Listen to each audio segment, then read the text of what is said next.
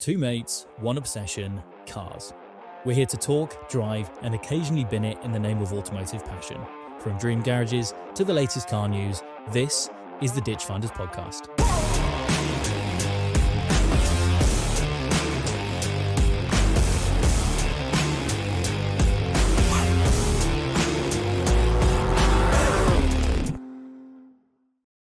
You had a good week? Good, mate. Yeah, busy. I've been down in London for the Car Design News Awards. So a room full of car designers and me. And they kind of just give awards out to like OEMs and suppliers. A lot of big names in the room from the car world. Yeah. So you got like obviously the new Audi Concept C. Yes. The design chief for that was there. They won Concept Car of the Year. And yeah, there's quite a few others. Some OEMs don't apply, some do. So, for example, we had some guys from McLaren on our table, but McLaren didn't win or get nominated for anything, I don't believe. Okay. Whereas you get some like Korean companies like Kia and Hyundai that are there. So it's a bit of a mix, really. It's a global audience. It was at Old Billingsgate in London. And yeah, like I say, a lot of designers, and then I'm just trying to kind of fit in the conversations when they start talking about technical stuff. So is it the sort of event that someone like Ian Callum would get an award? For sure. That sort of thing? Yeah, like there's a Lifetime Achievement Award at the end of it. I can't remember who it was. A lot of familiar faces, like design chiefs from Lotus and stuff that you might recognise. It comes to that time of year where you get all these award ceremonies, don't you? Yeah, it's December, isn't it? Have you seen Top Gear magazine? Excuse me. We're on the Pepsi. We'll have to cut that. Yeah. Top Gear magazine did. Top Gear magazine did their Car of the Year. I did see. And Lifetime Achievement Award, etc. So Andreas Bräuninger of the Porsche GT department got the Lifetime Achievement Award. What do you think, if you don't know already, Top Gear magazine Car of the Year was? I think I know it. Is it the new X3? iX3. iX3. The new BMW iX3. Neue Klasse. Yeah. Yeah. There was a few in there. What manufacturing group of the year, what do you reckon that was? Manufacturing. Was it Renault? It was. Yeah. I'm going to find out all of them now. I should have been more prepared. Let's share that. Actually, since we're talking about it, I remember looking through some comments and people being a bit upset. Supercar of the year? What was it? It's a car I think's gone fairly under the radar. It's not the 296 Speciale. It is. Oh, it is. That got Supercar of the year. Okay. Hypercar of the year? Is it one of Gordon Murray's? Nope. Hypercar of the year. Yeah. Oh, F80. F80. Yeah. Saloon of the year. Ooh. Is it sporty saloon? Just saloon of the year. Any saloon. A6. CLA. Interesting. Design of the year. This is not good. Oh God. That could be anything. Is it like a SUV or something? A Dacia Hipster. It should have been nominated for an award, and it shouldn't have been nominated for Design of the Year. It should have been shittest car name of the year. What's it called? Dacia what? Hipster. Oh no. Yeah. Not very wrong. Crossover of the year went to the Renault 4. Estate of the year went to the A6 Avant. Okay, yeah, I knew there was a new A6. Off-roader of the year. Defender Octa. It did. Yeah. Did get the award. Family car of the year. This actually pisses me off. Renault Scenic, mate. The Kia PV5. PV5. Oh, it's like a proper... It's like an ID Buzz. MPV job. Yeah. Super Mini of the year. Doesn't look very small, but... Renault 5. Hyundai Insta. Insta. Mm-hmm. There's a lot of car names I've never heard of. Yeah, I've never heard of that. Yeah. I think that probably says more about us. I think a lot of these cars are like almost not even out yet, right? Or people just don't care about them. Maybe it's just that. It's the only time they ever get mentioned. Yeah. Renault Group got Manufacturer of the Year. Performance Car of the Year. This was well deserved. Performance car. This we saw at Goodwood, and we were like, that is cool. Cool as. It's a retro mod car. Oh, is it the... Oh, I forget the name of it. The Lancia? Yeah, the Chimera Evo 37. Chimera Evo 37, yeah. How cool was that? It's really, really cool. I'm glad I got it. Yeah. Noise of the Year went to the Ford Mustang GTD, and the Moment of the Year went to the Yang Wang U9 Extreme 308 mile per hour.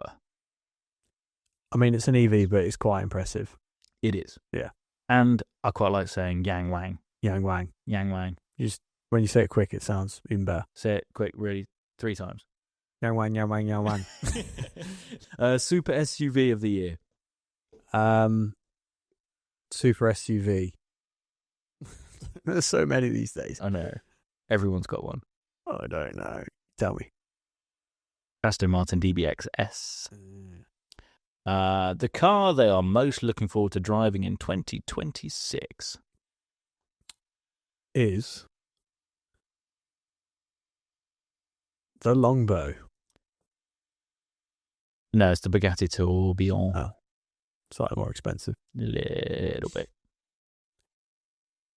So yeah, that was Top Gear. Yeah. Summary, Car of the Year. Yeah.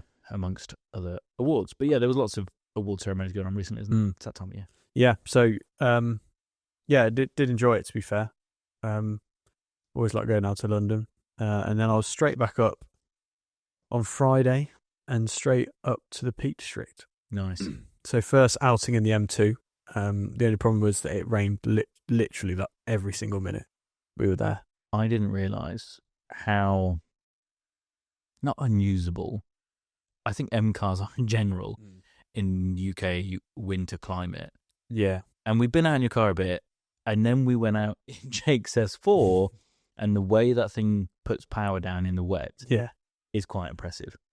I forgot that four-wheel drive cars existed. I was like, how is this car gripping up like this? Yeah.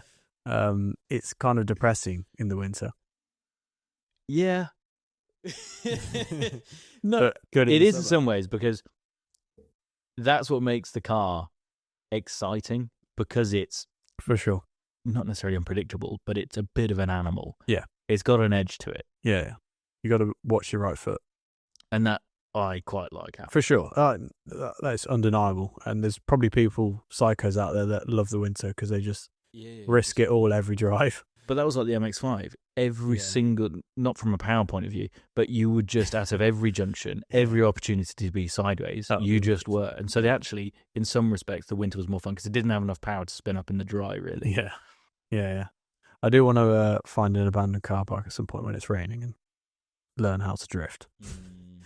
So we'll do that at some point. Yeah, man. When no one's looking. So yeah, I went up to Peaks. Honestly, first time I've been in the Peaks since I was probably a little kid. And I was very impressed. So nice. I mean, a lot of parts of it. I mean, we went through some almost like ravines. Yeah. I can't remember what the town was called. It might be Castleton. Yes. I don't know if you've been. On the way down in there, there's this massive like curved ravine and people go on hikes and stuff there. But it was so dramatic. Yeah. And there's loads of parts where you're following streams with a brick. And it's nice. Stone wall. 2 hours away. 2 hours. Yeah. There's some good roads. We've been camping there a lot. Yeah. That's where we used to go camping quite a lot. So I think you've mentioned it in the past about doing a video about finding the best, can you still enjoy driving in the UK and using that maybe as the hub. And thankfully Shay lives nearby to the Peaks, so we could pick him up on the way, and maybe we could do a test episode of our Scotland trip, but go to the Peaks. And camp. Yeah. And do a bit of an adventure outing in the cars. Shay would be up for that as well. Yeah, he would. I think Joe probably would as well. So, yeah, let's look at that. And that's really doable over a weekend. Yeah. 100%. And, you could do that in March if you get a remotely a nice weekend. Right? We'll take the S4 for that one, though, if it's raining. We'll make something happen. Yeah. But that could be good. Yeah, so I've been pretty busy. Used the car a lot.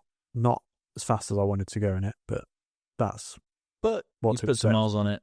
Got to know a bit more. You've got a working amp. I've got a working amp now. So that's probably quite nice. And the rear wheels have been refurbed from the dealer. So I've got it long term now. Finally. Good. What about you? Not busy. Oh, I did find a car today. Oh, I haven't told Amy about it yet. But an interim car that I'd probably never get rid of. You still on the Defender search? No. Let me show you. Is it a Fiat Panda? It's a left hooker. Okay. But it's very clean. Look at this and tell me it's not extremely clean. It fucking is as well. Look through it.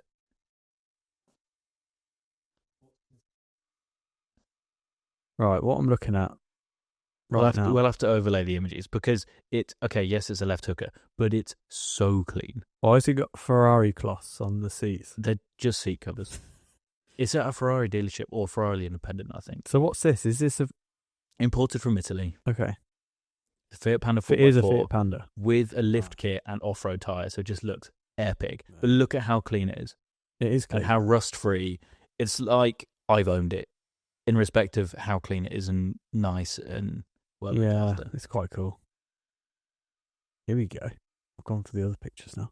God, it's like a little baby Defender, isn't it? It's so cool. It's so sick. And it'll go as many places, if not more places, than a Defender as well. And it's like super narrow as well. So it's tiny. Yeah. But it's $9,000.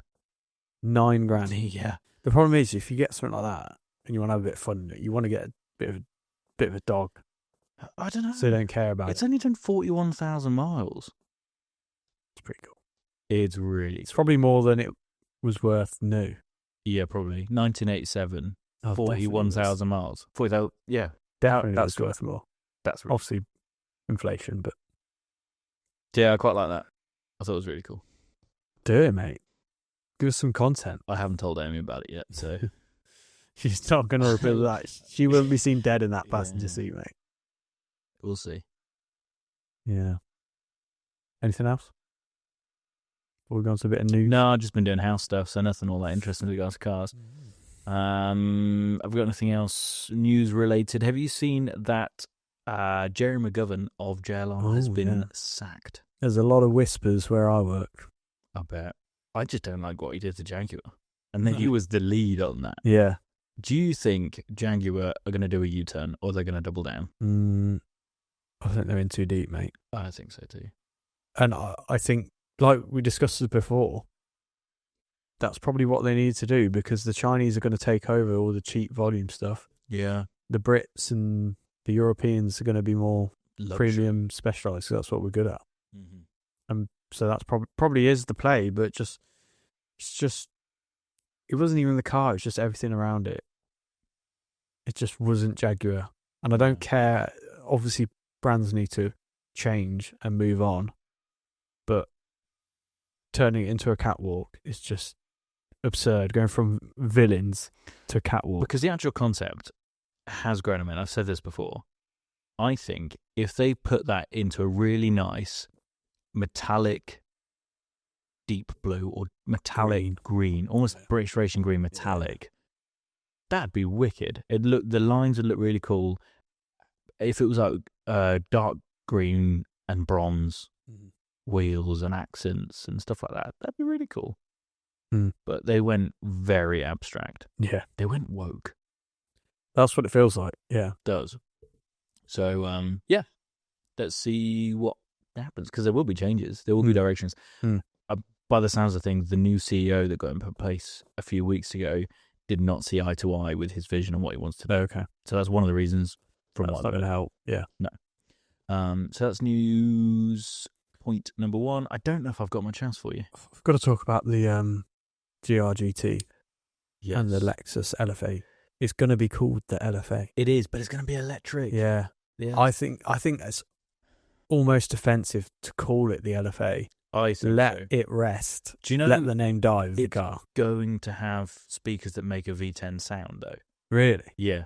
And chances are going to be solid state battery, first solid state that they'll produce. Okay.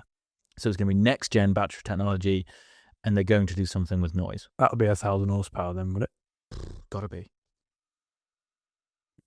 Yeah, it's not easy to get that fast, isn't it? So that'll be interesting. I've got to say, though, both the LFA concept and the GRGT look incredible. It's weird because the GRGT looks amazing. I love the rear end. It's aggressive and it's like a massive long sweeping bonnet. Just no remorse with the lines. And then you look at the LFA and it's so much more beautiful. It's very But they both still look great. Yeah, the GRGT almost looks a bit more JDM. Yeah. Really aggressive, almost boxy. Oh, I really like it. And then I thought, well, if it's Toyota, it might not be crazy expensive. Might be because it's an accessible brand. No, it's going to be $200,000. Right, yeah. So you ain't getting that for the price of a GR86. 4-litre twin-turbo V8 with electric hybrid assist. With a, battery. Yeah. What's interesting, though, 8-speed automatic gearbox, but the gearbox is mounted transaxially. So it's at the back. It's not connected to the engine at the front. Does that help weight distribution? I guess so. The engine is mounted just behind the front axle, so it's kind of like front mid-engined. And it's rear-wheel drive, isn't it? Rear-wheel drive. I'm not an engineer, but having the gearbox near the rear diff is a good thing, right? What was quite clever about it is it's got like a drive shaft that comes down, goes into the gearbox, but then it does this gearboxy thing and spirals and spins and does, and then that directly off another set of cogs spins the diff, which then spins the prop shafts. Yeah. So it's like all within a really compact space. Okay. All within the gearbox housing. It looks really cool. But everything is really driver focused too. There's a bit like the AMG GT where you've got controlled traction on the left-hand side. There's only 4 driver modes. There's only a small screen, lots of physical buttons. Yeah. It's really well thought out from a driver's point of view. Yeah, I was slightly... I don't know what I was expecting, really. I was slightly unimpressed with the interior. It almost felt like... Well, it probably was a pre-production car that just was a bit nothing inside. I like obviously the physical buttons and it's minimalist. I quite like it. It looks a bit... I really like the interior. Ugly. I hate red leather, but I really like the red leather in it. Really? Yeah. And it's bright. I like it. I actually really like the carbon seats are sexy as. I like the carbon seats, yeah. And the steering wheel was simple. Steering wheel was simple and nice. I liked everything about it. I actually really like the interior. Yeah. Maybe that says more about my taste. It does about the car. Yeah, it is cool though, and I'm surprised it's rear-wheel drive as well. Rear-wheel drive. Everything seems to be four-wheel drive. V8, brand new V8. Can't grumble at that, can we? Not at all. No, I'm excited. I think that seems to be the big news since we were last on, right? Yes. Yeah, there's not much else going on. It's kind of wrapping down for Christmas now, isn't it? Things are getting quiet.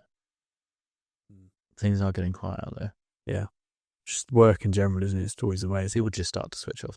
For just it takes 3 days to reply to emails. Yeah. And we're running late with our podcast, so we're joining the club. Yeah. Well, and the mindset of speeding things up and getting on with the episode, shall we get into episode 2 with the new format? Yeah. Where we try and discuss something in slightly more depth and give you a bit more information about a topic rather than just blabbering on for an entire hour. Yeah. Last episode, we covered synthetic fuels and hydrogen fuels, carbon neutral fuels, and essentially alternative power for the combustion engine. And I really enjoyed it. And I've gone away and actually learned a load more and actually think that it is going to be the future of the combustion engine. Yeah. Is synthetic fuels. Well, another bit of news, I can't remember who said it or whether I saw it online, but there's a lot of pushback to the EU at the moment about letting combustion engines live longer from the Germans. They've cancelled the 2035 EU deadline on internal combustion engines as long as they're going to be on synthetic fuels. Synthetic fuels are more efficient and yada yada. So it's kind of conveniently timed to really prove your point, really. Yeah. So I'm really excited about that. Maybe we should invest in some synthetic fuel companies and see where Make it goes. Make a little portfolio. So yeah, that was very welcome to see. There is a big bit of news we've missed. What's that? Lando Norris won the championship. It's very true. How cool is that? Yeah. I was trying to get back from the Peaks yesterday to watch it, but I just missed it, and I just watched the highlights in the end. I managed to watch the whole race. Really? Yeah, I don't usually watch the whole race. I usually watch the highlights. Really, yeah. It wasn't the most exciting race, but there were elements that kept it exciting. It was nice to have 3 drivers in, Absolutely. I feel sorry for Piastri, who led the championship for the most part of the season and then came third in the championship. Yeah. And you can't deny the effort that Max put It's unbelievable over the last 4 or 5 races. One more race and he would have won it, wouldn't he? Yeah. That he had the momentum, and I think that's why a lot of people felt he was a worthy winner, because he felt like the most actively on it. Right? Yeah. And I mean, he was 2 points off, so you can't say he wasn't a worthy winner if he won as well. Bloody impressive. Yeah. But I'm glad Lando won. I did want him to win. He's been the most consistent out of the 3 over the season. Obviously, a lot of that's to do with the car that Verstappen didn't have first half. So yeah, hats off to him. It's nice to have a Brit on the top step again. Yeah, exactly. There's plenty of them though. So yeah, I'm excited for next season, see what the next gen cars have to offer. New regulations, new cars. Who do you think's going to do well?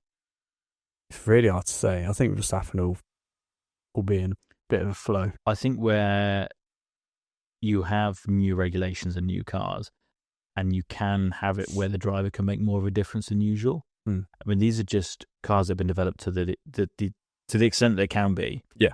And so the cars are all relatively good and as quick as they possibly can be. So the driver makes less of an impact, although Verstappen, I think, still manages to make that impact. Yeah. I think that'll be exaggerated next year when the driver can really make an impact. Yeah, I mean, they're losing DRS, aren't they? And it's going to be more to do with electric power assistance down the straights. And I think the FIA, they've always got competitiveness in the back of their mind, haven't they? So which I think is a good thing. I think the idea is the cars are going to be smaller. They're going to be so on board with that. Slightly too big. They're massive. They're not going to be as long. They're not going to be as wide, and there's less aero. So in theory, there's less dirty air. In theory, there'll be better and closer racing. So bring it on. I'm really looking forward to it. I hope that Ferrari can actually come out with something. They've got 2 fantastic drivers. Give them a car. They'll be competitive. No, I'd love to see him back up there. And yeah, it's just exciting. I mean, it feels like 5 minutes ago we had these new cars, didn't we? And they were so different to the old ones in terms of like how they physically look. And it's really exciting, the first few races of a new era, seeing who's fast, how the actual cars perform in general, whether they're faster or slower than before. I'm looking forward to the next season. So I'm very excited. And then the following year, MotoGP changes completely. Okay. Smaller. Are they like less aero? Bringing in? I don't know anything about them. Are they bringing like EV power at all? Or? They have just scrapped the Moto E, which is like the Formula E. Okay, yeah. They ran it for 4 or 5 years maybe, and they've just scrapped it. This year was its final season. Just hasn't got the funding, the money behind it, or the viewership. Yeah. So Formula E's still going, isn't it? But yeah, but again, you hear less and less about that nowadays. Yeah, you do. So yeah, interesting, exciting.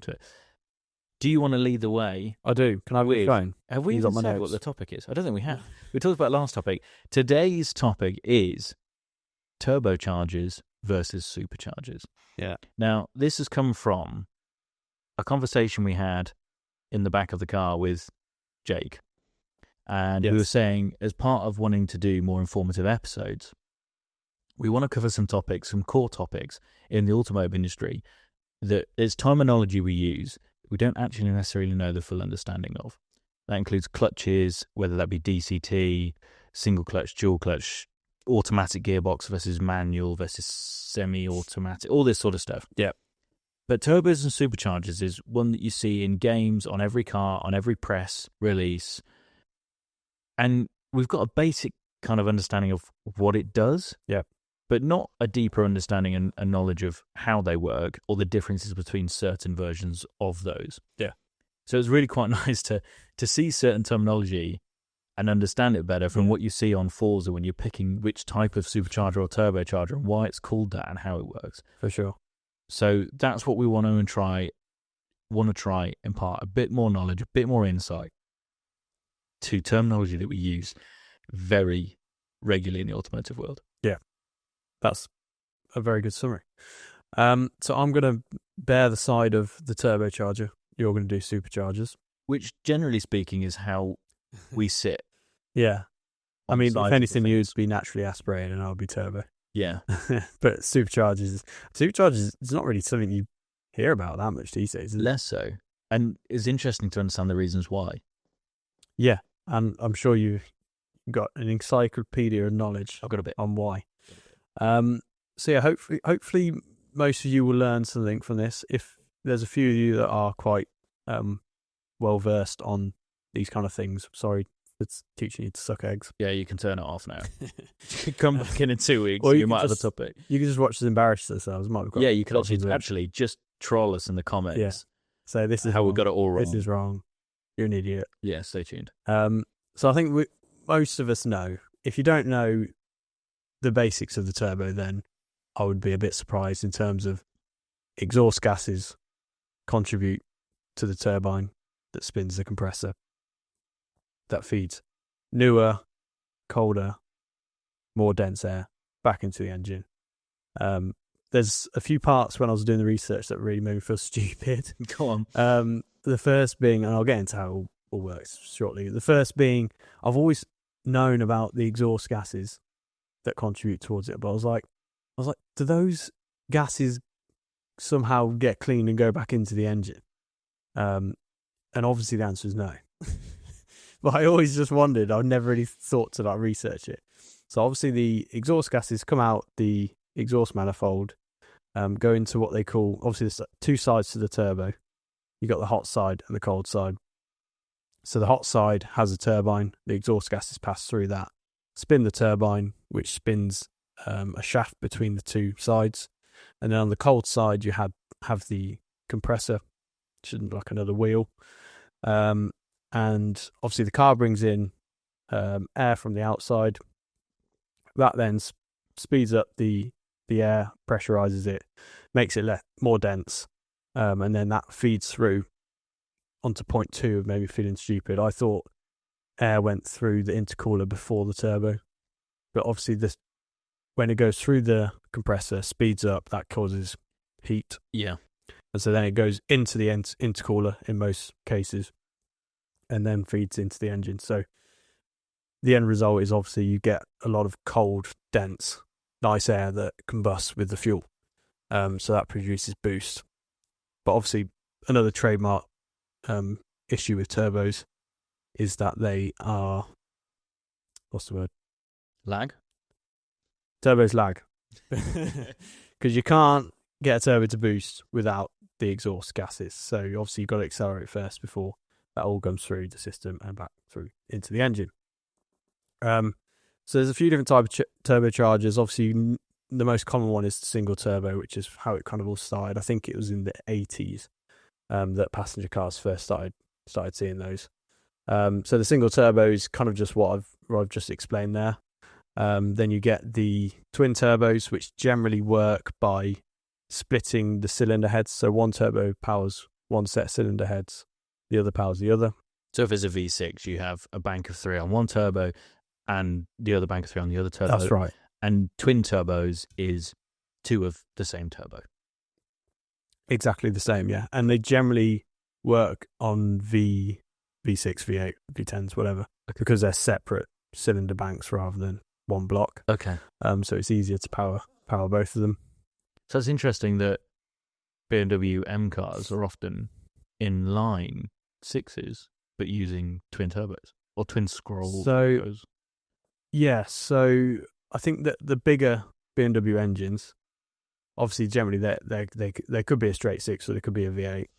I think they use sequential for some of those. Okay. Some use the twin scroll turbo, which is obviously a single turbo but has 2. Instead of one feed into the turbo, it has 2. It makes it more linear. Okay. It means you can spool up earlier. And so there would be different fan sizes, if you will, so they work at different... Yeah, so that's a RPMs. sequential turbo. Okay. So sequential turbos have one smaller turbo, one bigger turbo. Obviously, the smaller one Spools up quicker, at and lower then RPM. higher RPM, the bigger turbo takes over, and it's all kind of managed through this clever system. And because it's bigger, it can throw a higher volume of air, and that's where you get more power at higher rev range. Basically, Okay, yeah. cool. So that's a sequential twin turbo. And then you also have like hot V turbos where they sit on top of the V. And the benefit of that is that they're close to the engine, so there's less travel, means less lag. But obviously there's more heat management you have to work through there. That is the turbo and positioning on the new GR-GT. It sits in the V. In the V, of the okay. V8. That's interesting. I think some of the old Mercs use that method. I think even maybe some BMWs from the past have used that. Quite popular, but like I say, the heat management is the main issue with that. Twin scroll was the one I found quite hard. Even when I was researching it, I still couldn't quite understand it. Okay. So it's generally used in a lot of smaller engines. So you'll have like the BMW Mini 2 litres that will use that. But for example, my straight six M2 uses one as well. Okay. So it's a single turbo with divided exhaust housing, separating exhaust pulses. There's all to do with these exhaust pulses. So instead of one chamber that goes into the turbo, it has two, and it just manages it better, basically. Okay. And again, it provides better lower end boost, and generally it provides more efficient power to the engine. So there are different types. Obviously, there's been a bit of a boom in turbos in the last 15 or so years. And that's quite a lot to do with the regulations. So obviously, rather than relying on a bigger naturally aspirated engine, which uses more fuel. Yeah. You go to small, with a turbo, you don't need as bigger engine to produce the same amount of power, which reduces the engine size, and turbos are generally more efficient as well. So they're better for the environment as such, and help kind of these manufacturers build these cars. This might be a really stupid question and thing to say, but is the reason that turboed cars don't sound great in most cases is because it's using the exhaust gases to power it? I believe so, yeah. So it takes away from some of that exhaust from the engine. So there's kind of less gases going through the exhaust, and less noise and less vibration. I didn't see much research on that. It was weird. It didn't really mention about that too much. Another stupid question, probably. If it's using exhaust gases that are coming out of the engine and recycling those and coming back in the engine, how does it know, and when does it choose to send the exhaust gases out the exhaust versus back into the turbo? Or is it like a percentage thing? So there's a quite clever, I think a lot of it's electronic these days. So it's got a wastegate. So it will manage that as it needs to. So obviously lower end, or you're not using the turbos, it'll push more through the wastegate down the exhaust. Nice. And then when it needs more power, it just basically manages the exhaust gas flow, and brings it into the engine. You can ask the same question with the air that's coming through the turbo on the cylinder side head, and going into the intercooler. When it doesn't need that air that's waiting to be put into the engine, that's where you get the blow-off valve. Okay. It makes that nice fluttery sound. Yes. And so it just pushes the air out into the atmosphere. So it's excess that just gets... Exactly. So you floor it in second, but don't change up a gear and let off the throttle. It's got a bunch of air. It's produced all that boost. Yeah. It needs to go somewhere. So it's not being used by the engine. Chucks it out the blow-off valve. Nice. Okay. Yeah. So there's little things like that unless you really researched it or you're an engineer, you probably wouldn't know. But it's good to know. Exactly. And the only other turbo type I haven't mentioned, which is very new, is the e-turbos. Yeah, so this is what I guess is in the new Porsche 911T, I think is... It launched in the GTS, I believe. GTS, sorry, and then the turbo as well. And the turbo. There we go. So this, in simple terms, is quite similar to standard turbo, but it has an electric motor that powers the shaft between the turbine, the hot side, and the cold side. So instead of exhaust gases powering it, it's an electric motor. So it still has both. Okay. But the electric motor helps power the shaft that powers the cold side, and it kind of fills in gaps and kind of starts the cycle. And then once you start driving and accelerating, obviously the exhaust comes in, and then that kind of takes over. And I guess it can spool up really quickly because eliminate lag. Yeah, very cool. So that's really cool, and that's really new. It is, yeah. It's been in F1 for like 10 or so years. It's got a fancy acronym that I can't remember, but the technology, like a lot of things, it's trickled down. Started in F1 and it's trickled down. There's a couple of the cars that I think Mercedes are going to be doing that in some of their new cars. Yep. But I think Porsche is the most obvious one at the moment, isn't it? The first one to put it into production cars. In essence, that the shaft between the hot and the cold side gets powered by electric to start with, and then the exhaust takes over. Very cool. So that seems to be kind of the future in terms of. So it's kind of like a turbo jump pack. Kind of, yeah. It's just like, we'll get you started and then you can take over again, basically. So that's going to be what's going to take prominence, I think, in a lot of the high performance stuff and expensive stuff. And then I think what you'll find is you'll just get better single turbo management between the hybrid systems for. And I guess with it being somewhat new technology into production cars, it's expensive at the moment, but will become more accessible into normal cars as a lot of this technology does. You'd think so, yeah. Obviously, you've got to have a separate electric motor for it, and then you've got to have energy management in terms of regenerating that battery. But I guess if you've got a semi-hybrid system, sort of not say, but if you've got a hybrid system with a combustion engine car, you could have a hybrid system power that. Yeah, you'd think so. Yeah. I think that's what they currently do, yeah.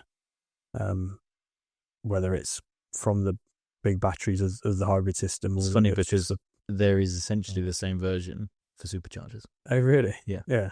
I know so little about superchargers. But they're nowhere near as common, are they? No, exactly. That's probably why, isn't it? So, yeah, hopefully that gives you some idea of how a turbo works.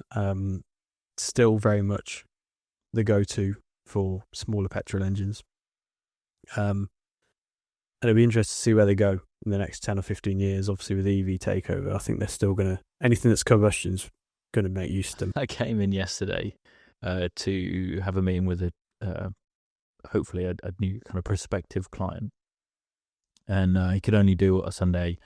And I said, I'll come in. It's fine. And he turned up in an XM50D, which was quad turboed. Quad turbo? I think they're quad turbo from BMW. Yeah, so that was quite cool. That's really cool. Yeah. Should we talk about superchargers? That was really interesting, by the way. There's a few things I learned there, so thank you. Good. If no one else learned anything, I did. Yeah, so did I. I didn't realise how, in many ways, the supercharger and the turbocharger is very similar, if not the same thing. They are both air compressors. Mm-hmm. And the biggest difference is, turbocharger, as we've just learned and know, is powered by exhaust gases. A supercharger is powered from the engine on a belt and pulleys from the crankshaft onto the supercharger. Yeah. That's the main difference. Then, because you can get a supercharger that looks like a turbocharger. Okay. And did you know turbochargers were originally called turbo superchargers?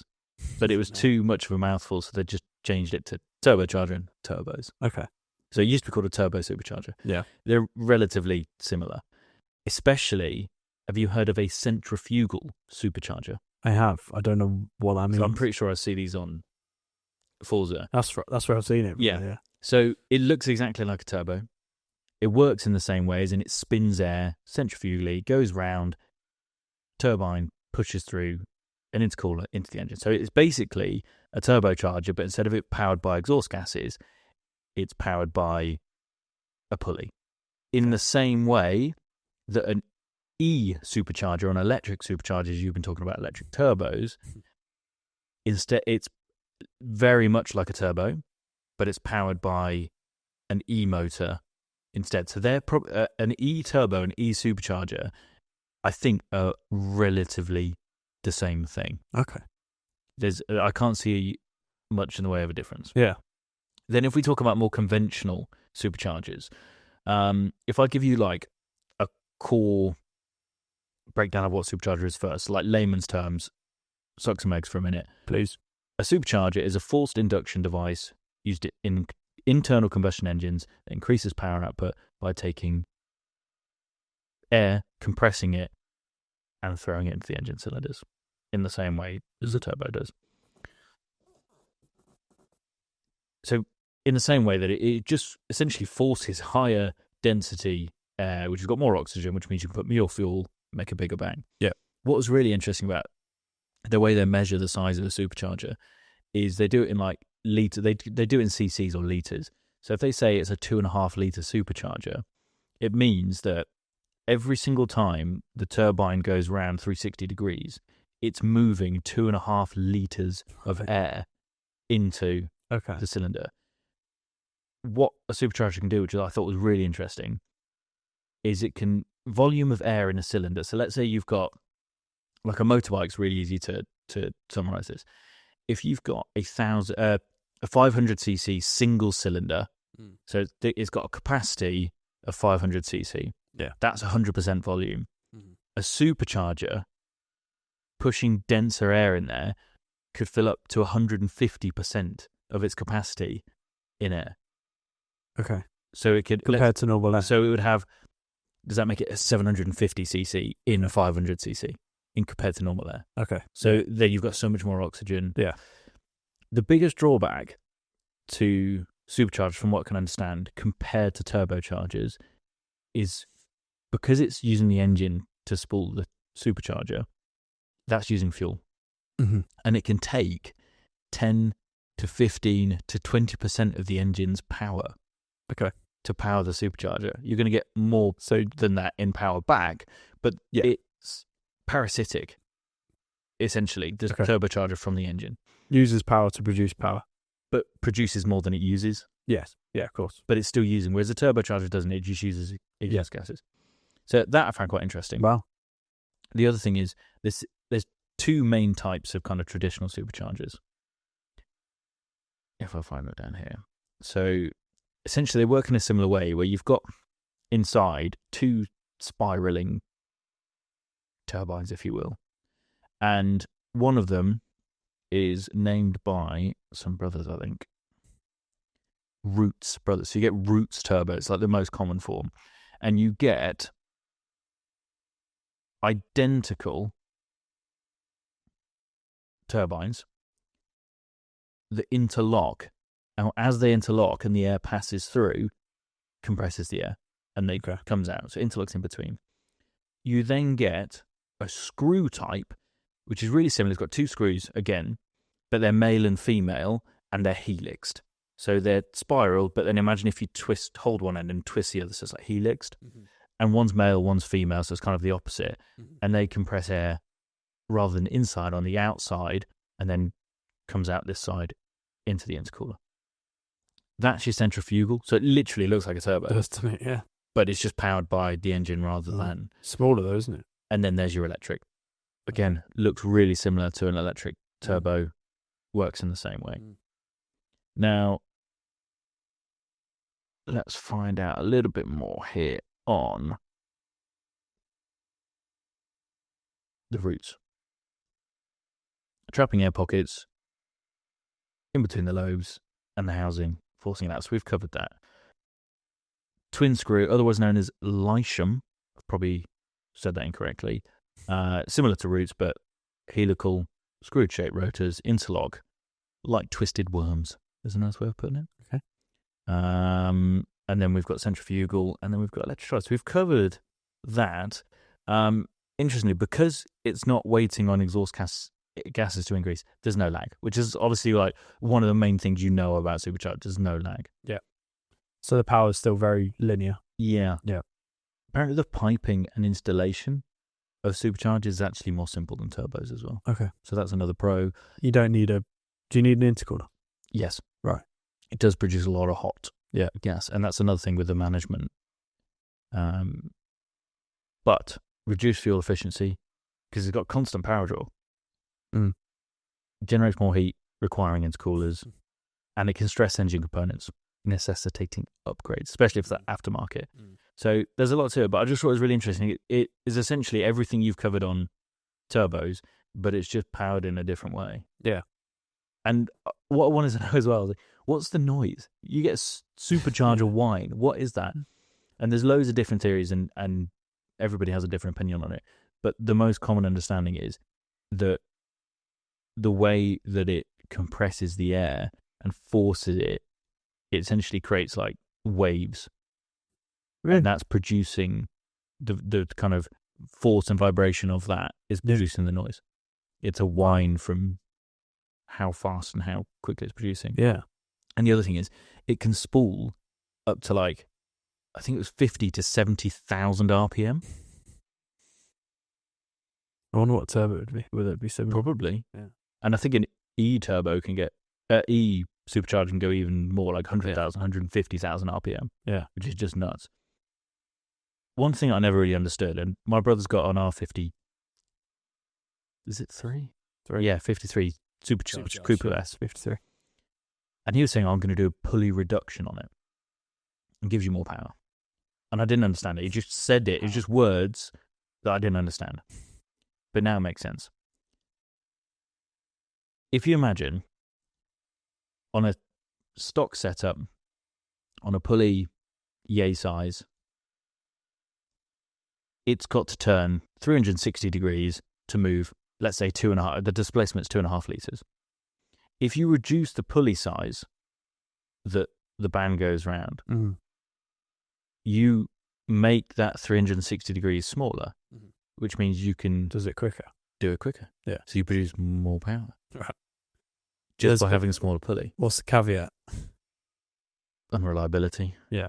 It's more power. It's more strain on everything. Yeah. Yeah. But it's a really quick and easy way of producing more power. Wow. Just reduce the pulley size. Yeah. And so that's obviously a balance OEMs have when producing a car with turbo supercharger. They're going to lean a bit conservative. Yeah. Especially on a Mini, right? But it's just interesting to understand what it does and how, why. Yeah. That it's able to just then do more revolutions, which means it can force more air in. And so why are some especially American ones, the classics, the 80s, 90s, they have them sticking out the hood? Is that to get the best air possible?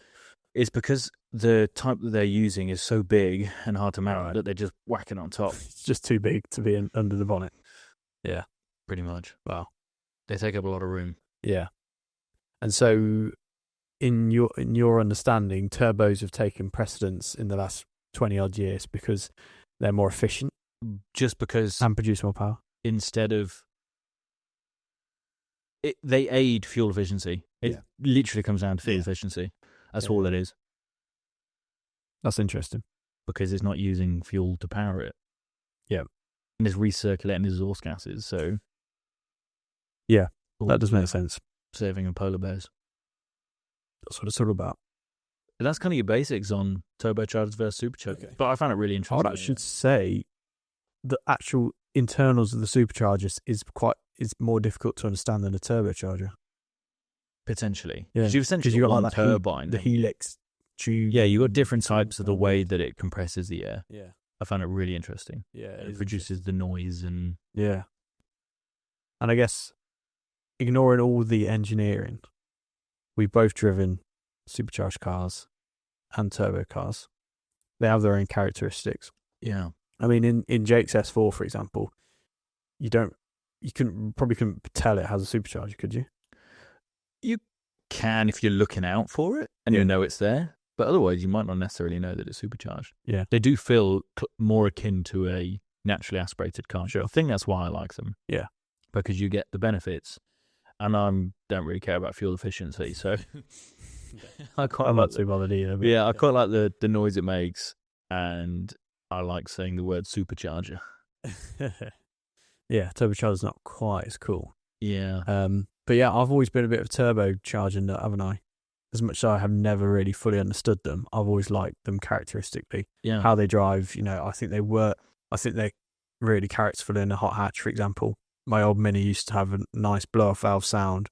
It was satisfying feeling the boost come in at a certain rev range.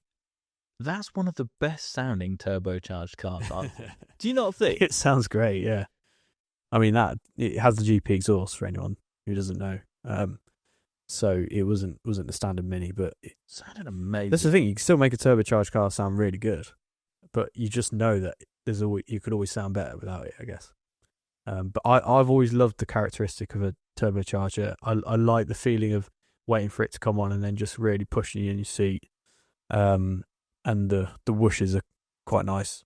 I love the linearity of naturally aspirated and supercharged cars, being able to control on your right foot and have it instantly and know it's there and be precise. Yeah. Not either waiting for it to come in or having that it's there. You Yeah. can be way more precise, I think, in a definitely supercharged car, whether it be on the limit, mid-corner, feathering the throttle to get the right up, all that sort of stuff.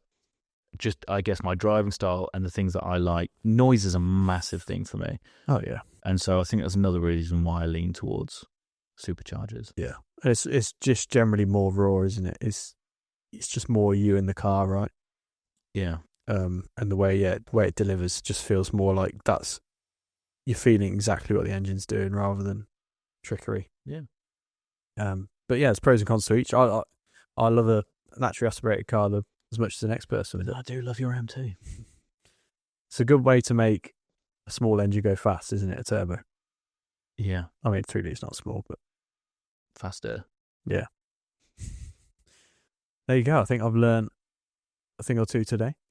Welcome to Turbos versus Superchargers 101 is the basics. And hopefully we'll come back and revisit these topics a bit and then go like crazy nerdy detail. But for us, it's the first time exploring this. We're kind of relaying our first bit of understanding and knowledge and research. And then we might do like part 2 where we go into like real technical nerdy details. But we'll need a bit more time to research. For sure. As ever, thank you for watching. If you've got any topics, anything you want us to look into and research, we're going to carry on with these because these are good fun. Yeah. And we'll try and get deeper and more of an understanding of loads of different topics.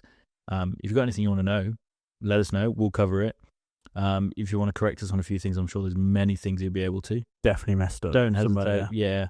Feel free to call us out. And we shall catch you on the next one. Yeah. I'm excited for next episode. So our first year review. First year review, setting the benchmark. Let's see where we go from next episode. Yeah. Thanks for watching. We shall catch you soon. Cheers. Bye-bye.